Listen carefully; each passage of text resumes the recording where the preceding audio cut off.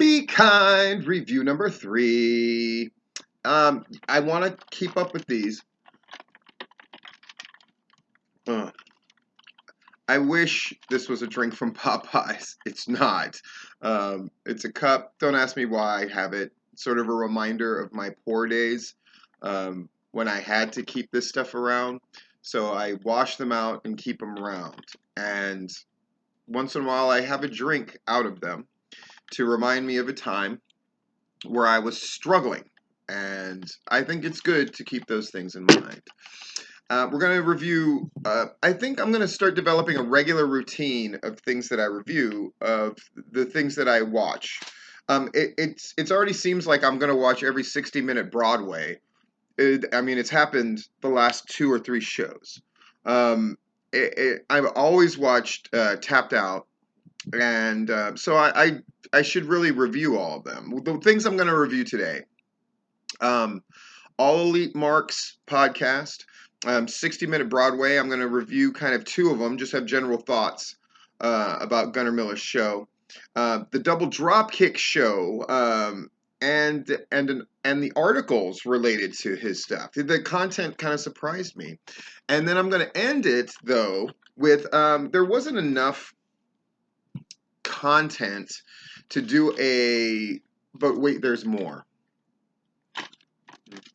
But there's something in particular that's bugging me, and I'm just going to end this with that plea. So you can consider it sort of a, but wait, there's more add-on to this Be Kind. Oh, dang. I begin, by the end of the week, I begin the weightlifting in earnest. I'm going to change what I'm going to do. God, I sound like fucking Gunnar Miller telling you my thing. But I've lost a good amount of weight. I'm still going to lose more, but I'll just be honest about my superficiality. My goal is by next June, I've kind of hit my weight mark early, which is great. And now I'm giving myself approximately, let's see, next June. So 11 months to get the bigger arms and abdominals. Is it possible at 47 for a guy who's never really had them? We're going to find out. Can't wait. If only this was a fruit punch or a soda. It's not. But it tastes all right. And it's got no sugar in it. Yay. Let's review. I want to save. I'm gonna actually start with 60-minute Broadway. So there was the episode that sort of centered around addressing the stuff with murder and AWE. I thought Gunnar Miller is getting more comfortable in his role, and when he's focused and organized, as he was, sort of like almost in a sort of like lawyerly fashion, breaking down the sort of the timeline of the conflict and messages that went back and forth and what his thinking was at the time. I thought it's subject matter that, though interesting on the surface, could have come across as very boring in presentation, but it wasn't. Gunnar Miller has kind of an undeniable presence and charisma. I would be lying if I said that I didn't sort of tune out at certain parts of his thing. The shows tend to be very long, but another thing that I've noticed about those shows that are really cool is there's sort of these gatherings of who's who, because he does them on Facebook Live, and so you see all the people jumping in, and then so you see, the guy who runs PWX, you see Brian in there, and then you see Chip Day jumps in there, and you see all the like annoying fans who can't constantly fucking talk. They're annoying as shit. But, they're part of the mix. And then, Ace is going to get in there, Josh Massey, and he's going to shit it up and fucking try to make everyone feel bad. Same with Corey Hollis. But it's awesome. I know I made it sound like that makes it not awesome, but it is fucking awesome. I realized something about the 60-minute Broadway, which is why I wanted to look at it again, is it's become an event. He promotes it well. People tune in. Now, there isn't like a huge amount of people on the Facebook Live tuning in and chatting, but it's the right people, if that makes sense. People who have sort of a vested interest in listening. And something as simple as, Chip Day's name. Like all of a sudden, Chip Day's there listening as he's talking about all the stuff with murder and AWE. Like it provides an extra level of drama and interest. And so that there's that episode, and then the one with Larry, I thought was sort of a nice sort of it meandered, mostly in a good way. I thought. If I had a suggestion for that show, because I think so many things about that show have tightened up and gotten good, and just because there are certain things that I'm less interested in, like Gunnar Miller's workouts, though I still listen, um, that's not a critique because I mean there's probably times I talk about things like these Be Kind reviews have way less views than Full Disclosure, which is sort of the cornerstone of the whole thing. But even the Full Disclosures don't get as many listens as fucking Spiking the Football because people like to fucking see me go off about shit, or the top 10 lists. Everyone loves the plists, and that's great. But I still feel the need to do the Be Kind reviews. I think it's an important thing. And Gunnar Miller talks about his workouts because it's a thing that's first and foremost in his life, or the motivational speakers that he listens to and that kind of thing. So I am less interested in that. I'm okay with it because that's what he wants to do. That's part of the passion of what he's got going on. He doesn't just talk about wrestling the whole time, and that's probably a good fucking thing too. Um, his episode with Larry was good. Like I said, it meandered. The one thing I would suggest is a button. They need to find a place to end it. I naturally look for the button, though my videos, if I'm being honest and reviewing myself, they do meander and they do go on a lot longer than I think they're going to, but ultimately I'm looking for the end point and then I just end the fucking thing. And I think there's a kind of a good charm to that. All right, so 60-minute Broadway. Like I said, the biggest two takeaways is I think that he will continue to tighten up his game. I think he's shown that he can carry a show by himself, and I think he just needs to look for a button and a way to end it, and maybe be a little stricter about the time. But that's just a suggestion. Am I going to keep watching? Yeah, I think he had a guest or two coming up that I wasn't interested in at all. But I'm still going to sort of, if I'm around Thursday, I'm going to call it Facebook up on my phone and fucking watch. Like he's got me. Just like the Tapped Out guys got me. And the Double Dropkick show. Heath, who, full disclosure, is one of the guys who now supports me on Patreon, which is great. And I have no doubt he's catching endless shit for it from fucking various marks.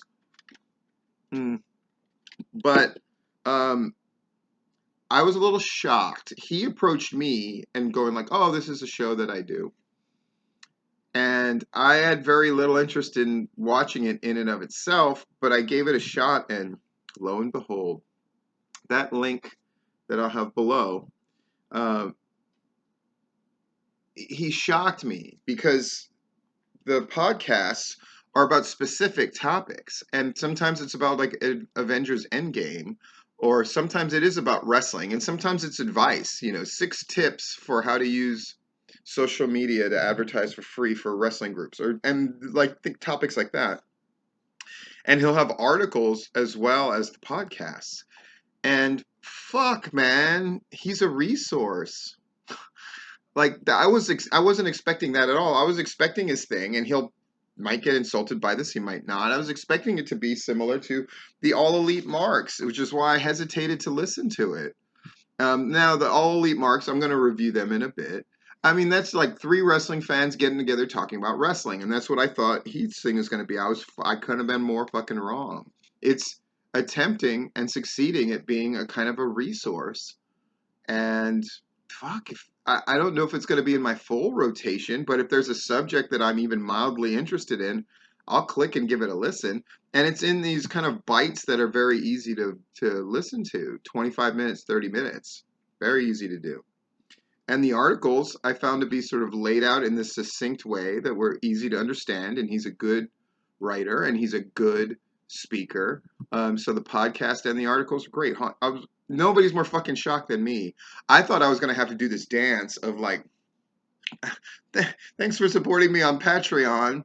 And your thing is fine, I guess. It's probably for a different audience that would enjoy it, but not so much me. I thought that was going to be my review going in, and instead fuck, it's a resource and it's worth listening to. And I'm going to check out fucking doubledropkick.com and, look at what he's talking about. Good shit. Finally, I'm going to review All Elite Marks. Now, full disclosure, there's people who are part of this thing who are perhaps not the biggest fans of mine, though they certainly seem to be fucking obsessed with me. For people who constantly try to downplay what I say, and they constantly refer to shit that I do on their thing. But here's my simple review of it. It's a few wrestling fans who get together and talk about shit. And that's exactly what you think it would be. There's no hook. The Tapped Out guys, yes, are two wrestling fans that talk about wrestling subjects. What shocked me about Tapped Out is how wonderfully listenable they are, right? I think my only critique of them was them endlessly talking about the fans of their podcast in the beginning. I thought that was you, but obviously it works for them. But that was just my take. That was my only critique. Otherwise, Myron's voice is honey. Both of them work incredibly well together. Their thing is organized, probably the most organized of all the things that I've reviewed outside of the 60-minute Broadways when they're incredibly organized. But they're Tapped Out is like that all the time. All Elite, they have a list of subjects, but the episode that I listened to, god damn, is fucking needles to your eyeballs. Every controversy that they brought up, right? This thing between, like, this is how the typical conversations would go. So this thing between Murder and Gary Lamb, what do you guys think? Is it a work or a shoot? Now, I think it's a shoot, but I mean, I guess it could be a work, but it wouldn't really make sense as a work. What do you think? I think it's a work. Yeah, it's a work. Yeah, I think it's a work. Now we're going to talk about this thing with Stranglehold and Stephen Platinum. You guys think it's a shoot or work? I don't know. I just don't see why it would be a work. So I guess it's a shoot. Yeah, it's a shoot. I mean, Steve Platinum said some stuff. It's meandering wrestling fan horseshit. Do people listen to it? Probably. Do more people listen to their thing than, say, my videos? Maybe. But what are they listening to? They're listening to three guys just fucking meander and talk. There's no reason to listen. There's no information that you're gathering that's good. And they have obvious agendas, which is fine. Everybody has viewpoints and agendas, but theirs are so obvious that it sort of belies. I mean, do the Tapped Out guys have a vested interest, for example, in having, like, basically promoting Southern Honor and Southern Fried as part of their thing? Yes. But yet they maintain an integrity about what they're doing, whereas the All Elite guys just come across as fucking fanboys. And honestly, I hope they continue to do these podcasts. And I'm going to pick a later date to listen to another one to see if it has improved. Because maybe they're just finding their legs. But it's exactly the reason I don't fucking listen to wrestling podcasts. Even national acclaimed ones, is it gets to the point where I'm just not interested in the personalities involved. Like the Bruce Pritchard podcast is fine. I don't think it's great. And frankly, Bruce Pritchard's not the kind of guy I want to fucking listen to. Beyond a certain point, I just fucking get bored with it, or I get a little annoyed, and that's enough. Just a little bit of annoyance that becomes bigger and bigger and bigger and bigger the more I consume it. So I just don't listen to it, and it falls out of my rotation. The All Elite Marks, plus that fucking opening music is fucking god awful. It just shows every sign of. Here's what you want with the podcast. You want to feel that you're in the hands of people that know what they're doing and have something to offer you for your time. That's your contribution, is your resources of your time and energy and mind listening to a thing and wanting to engage with it on some level. And if I feel like it's not worth my time and my resources, then my general thing is thumbs down. And All Elite Marks is not something that I would want to listen to. I'm a big Game of Thrones fan, and I looked around and asked friends, like, what's a great Game of Thrones podcast?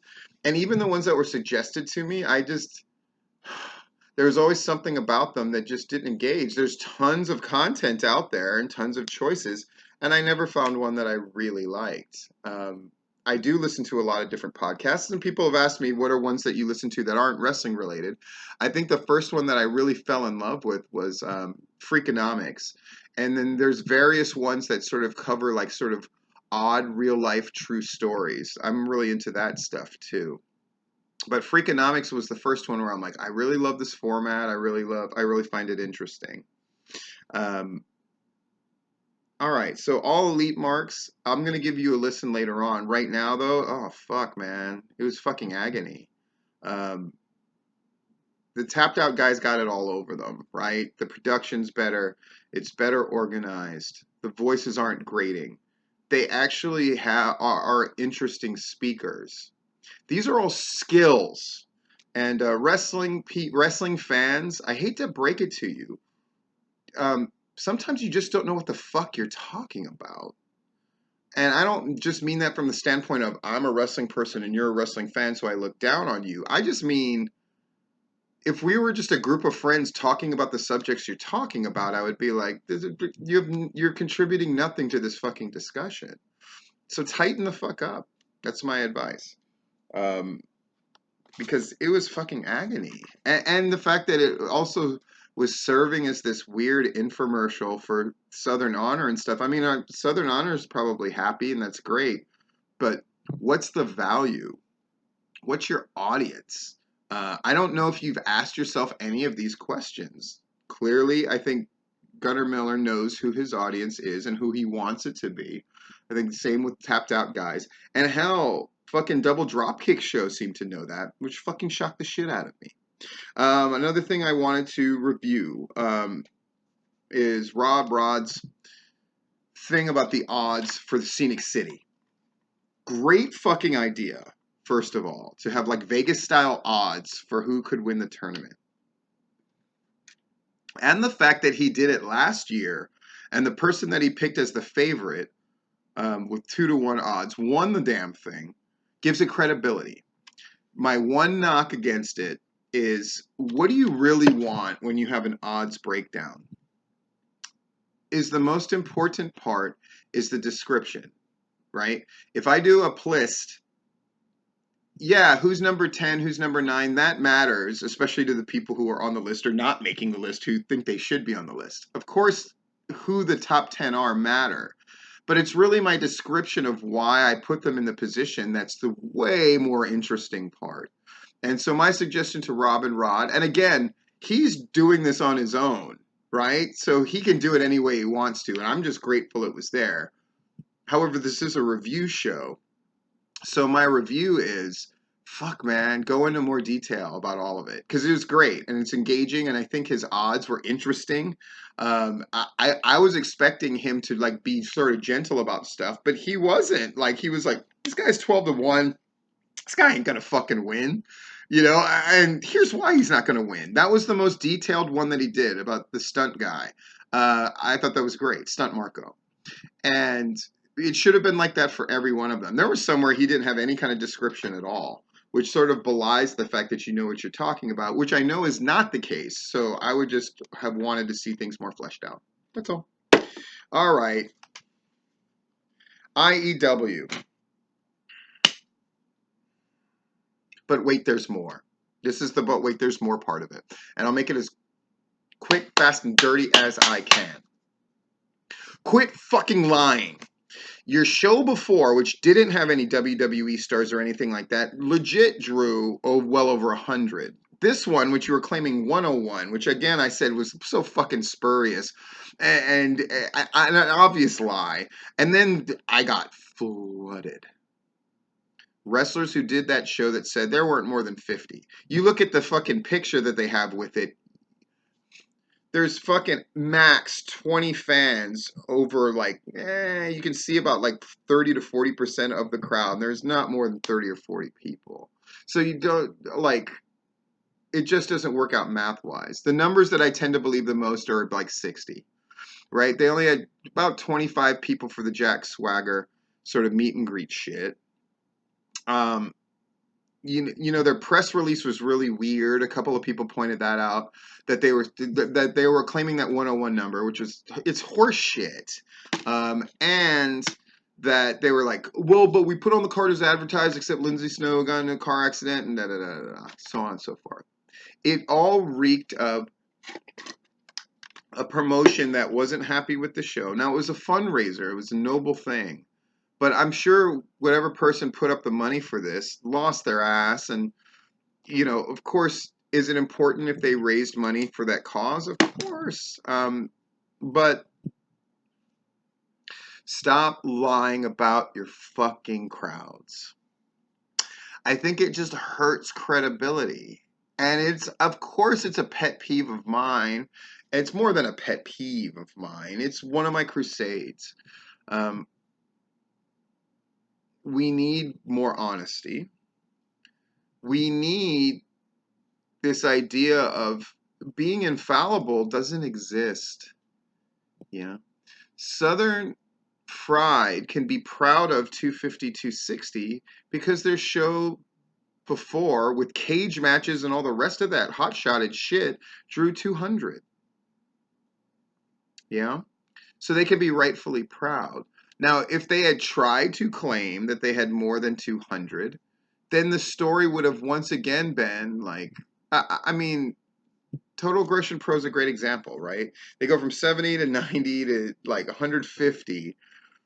And then when they draw 126 at this last show, then it's just like, well, okay, so like you went like that and then all of a sudden like that? Why did that happen? Like, just be fucking honest, right? This is my plea again to wrestling groups. You know, All Pro Championship Wrestling said they got 400. I just have to take them at their word. But if I find out later that that number is fucking wrong, I'm going to fucking put it out there. And you don't want the stigma attached of you lying about your crowd to be the story. Because the number you're lying about, even if you get away with it, at the end of the day, it doesn't really matter as much. Especially if it's a faked number, whether you get called out on it or not. What's the fucking point? Just be honest. That way you can mark your own time and go like, oh, okay, there's a time. I'll give you an example. Our fucking masquerade shows. That first show where the main event was Vandal Shane Marks, who is our champion. So champion Shane Marks in a four-way with Chip Day, Vandal, and Davey fucking Richards, when he was just on the cusp of being the greatest wrestler in the world and Ring of Honor champion and doing all the shit in Japan and all that stuff. I was excited, right? Oh, fuck, Davey Richards, I got him back. I had sort of a hand in training him, and, you know, we mended fences, which took years, and now he's going to be back, and he's going to do my show, and I'm going to do this masquerade. I'm in fucking heaven. I'm in their big space, and da-da-da, and we fucking drew 20 to 25. It was a fucking punch in the gut. It was supposed to be my big debut at Masquerade in Atlanta. We drew 25, folks. And it fucking hurt. But the next time I drew more. And the time after, then it went from 25 to like 40. Then it went to like 80. And then we started putting hundreds in there. And we culminated. And it really was on the back of the women's feud that I had. Where we started drawing in the hundreds. We were doing like concrete gorillas against the exotic ones in this fucking hot feud where, you know, they're having a street fight and then a fucking fan gets hit with a bottle in the head, so they have to stop the street fight. So then we have to do a cage match at the next show, and because we have to cage these guys in to protect the fans. What a great shtick, right? And all of these things added up along with the women's feud where, you know, it went from like, fucking, we're gonna do I Quit, we're gonna do like fucking First Blood, we're gonna do all this kind of shit, and it built and built and built and built. show after show. So those two in particular, and then we did this thing where we created this tag team called Die Show, which was Kyle Matthews and Bordell Walker, where I presented them as like sort of the submission road warriors, where they would just wipe these fucking teams out in a minute and make them tap the fuck out. And it was brutal. And they had this whole fucking Japanese entrance thing where they'd have young boys in fucking jackets throwing streamers as they fucking took off their fucking jackets and went in there and demolished. And it was fucking great. And then so we just let them mow over everybody until they got to the fucking Washington Bullets, and that was a big thing too. And all this stuff was happening for the Empire. So the point being, we started with 25, and then we got like 40, and then we got like 60 to 80, and then we got over 100. And then by the end, you know, WrestleMania week in Atlanta, we drew hundreds and hundreds and hundreds. We packed that fucking top thing out. And I got paid a percentage of the bar. And those shows started making a lot of money. And then all of those last 3 shows drew, I don't officially know the number, probably between 400 to 600. Which for us was unfucking believable. And the atmosphere was insane. And what would it have served me to pretend the 20 to 25 was 50 or 100? Stop lying. Stop lying. It's a new time in Georgia wrestling. You don't need to lie. It's a marathon, not a sprint. If you stumble in the first mile or the second mile, all that's going to do is make for a great story when you finally break the tape after mile 26.3.